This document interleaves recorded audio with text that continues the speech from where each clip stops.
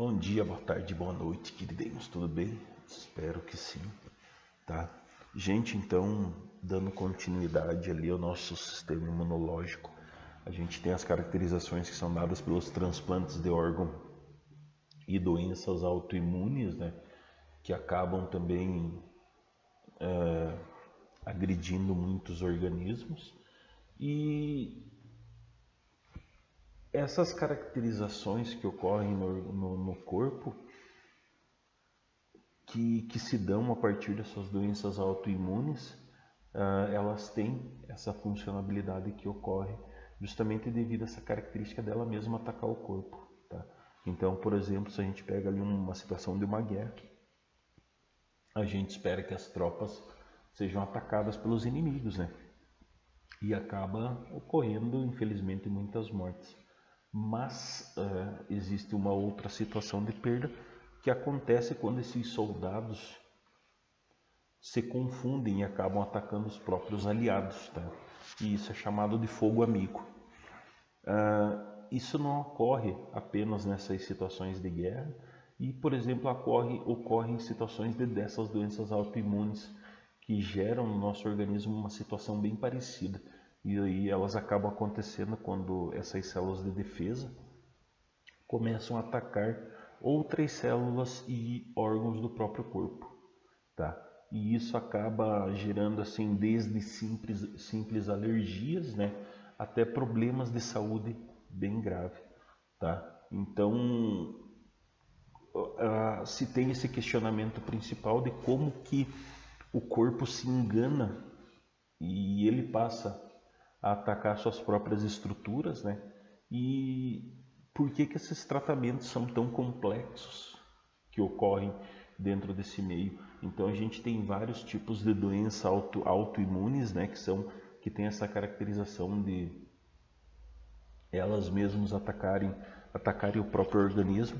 Então, por exemplo, a gente tem a diabetes tipo 1, asma, alergia, lúpus, artrite reumatoide, tireoide de Hashimoto, esclerose sistêmica progressiva.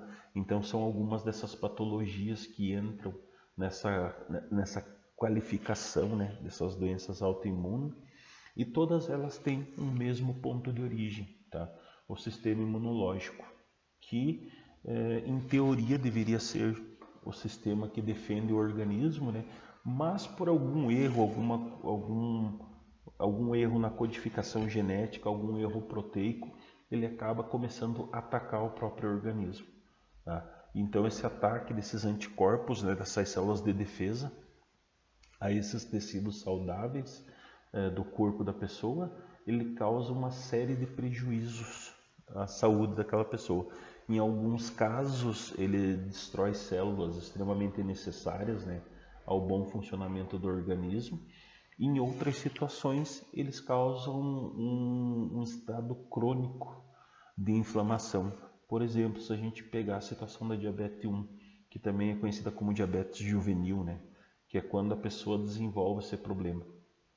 As próprias células de defesa, elas fazem uma confusão no corpo.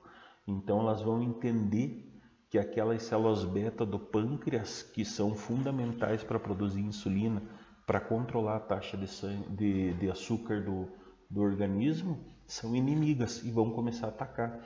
Então essas células de defesa atacam essas células beta do pâncreas e destroem essas células, tá? E essa confusão, né, acaba destruindo essas células. Então o corpo passa a perder essa capacidade de produzir insulina, né? E o açúcar, consequentemente, vai se acumular no sangue e outras células do organismo ficam sem energia para poder realizar as suas funções. E isso acontece com todas, o princípio é o mesmo para todas as doenças autoimunes que ocorrem no corpo. É algo do sistema imunológico que passa a atacar o próprio organismo, tá? Essa situação do radar do sistema, né, de defesa, ele acaba visualizando esses inimigos por todos os lados. Então, dentro do teu próprio corpo, ele acaba atacando células. Então, essas células acabam atacando, né, determinadas regiões e, por exemplo, na artrite reumatoide, o alvo são as articulações, né? Acaba atacando as células das articulações. Na asma e outras alergias respiratórias, a reação é esse inchaço e inflamação que ocorre das vias aéreas, tá? Por exemplo, para um doente com lúpus, a situação é mais grave ainda, né? Porque o sistema de defesa ele se mobiliza para atacar diferentes tipos de tecidos. Articulação, a pele, o coração, o pulmão, rins, fígado e o cérebro. Então a pessoa tem diversos sintomas, o que dificulta bastante o diagnóstico, né? Então acaba ocorrendo essa repercussão dessas células atacando várias regiões do corpo, o que torna muito difícil o tratamento dessa doença aí e o reconhecimento da mesma, né? Por exemplo, a esclerose progressiva sistêmica ou a esclerose múltipla, ela também compromete diversos órgãos e sistemas do corpo, tá? De uma forma mais simples, assim, a gente pode dizer assim que os anticorpos eles atacam o revestimento dos neurônios, que é a bainha de mielina, tá? E daí, como a bainha, com essa bainha de mielina prejudicada, o organismo tem dificuldade de levar aqueles impulsos nervosos de um neurônio pelo outro. Então, dessa forma, mesmo que o cérebro dê uma ordem para a pessoa pegar uma xícara, por exemplo, ou dar um passo, esse comando não chega nas mãos daquela pessoa ou nos pés daquela pessoa. Então, ela não consegue executar o movimento, tá? Como esse é um processo que ocorre no corpo todo, aos poucos essa doença afeta a audição, a visão, a coordenação motora, a linguagem, a memória e, por último, as funções básicas do corpo, né? Então ela vai degenerando, ela vai degradando o corpo daquela pessoa aos poucos, né? O seu próprio organismo vai atacando o seu próprio corpo, tá? Não se sabe com certeza como que ocorre assim esse desenvolvimento dessas doenças autoimunes, né?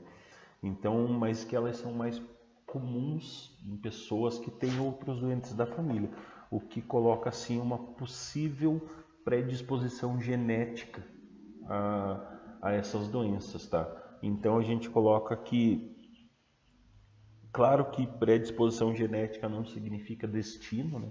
Então não significa diretamente que ela tem essas características genéticas, porque além dos genes nós herdamos os costumes das nossas famílias que podem vir a favorecer o desenvolvimento dessas doenças, tá? Por isso, assim, mesmo diante de um histórico clínico familiar que é pouco favorável, não quer dizer que isso vai afetar aquela pessoa. Isso vai muito de um ciclo de hábitos saudáveis, né? Prática de exercício, utilização de medicamentos mais naturais. Então, eles têm a capacidade de ativar genes bons e desativar esses genes que desencadeiam essas doenças, né?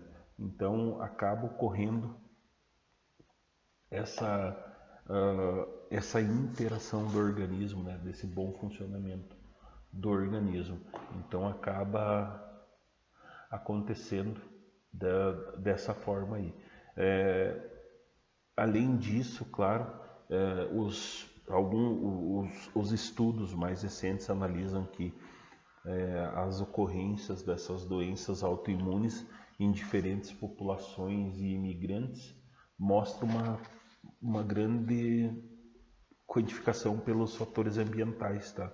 Então, eles perceberam que crianças que se mudam para outros países aumentam ou reduzem essas taxas de desenvolvimento dessas doenças, tá? Conforme o seu novo ambiente. Então, independente do risco apresentado em seu país de origem e do histórico familiar. Então, você tem essa ação do meio onde se vive e se desenvolve também como um fator que pode desencadear essa doença. E outros estudos ainda reforçam a importância do estilo de vida, né? Por exemplo, características de falta de vitamina D é um dos fatores que contribuem para o desenvolvimento de doenças autoimunes, tá? Então já existem pesquisas que se relacionam a essas reações, né, autoimunes, a migração de uma bactéria que vive no intestino, a Enterococcus gallinarum, para outros órgãos do corpo, tá? Devido à deficiência de vitamina D. Então, apontando para esses quesitos de fatores ambientais, tá? Então acaba tendo essa interação e não tendo fator genético nessas características, tá? Então o tratamento de uma doença imune, de uma doença autoimune, ele é bem complexo. Então existem uma série de remédios que podem combatê-la, né? E isso geralmente traz um resultado negativo para a saúde, porque o papel desses medicamentos é suprir, diminuir a ação do sistema imunológico, diminuindo, né, a ação das células de defesa.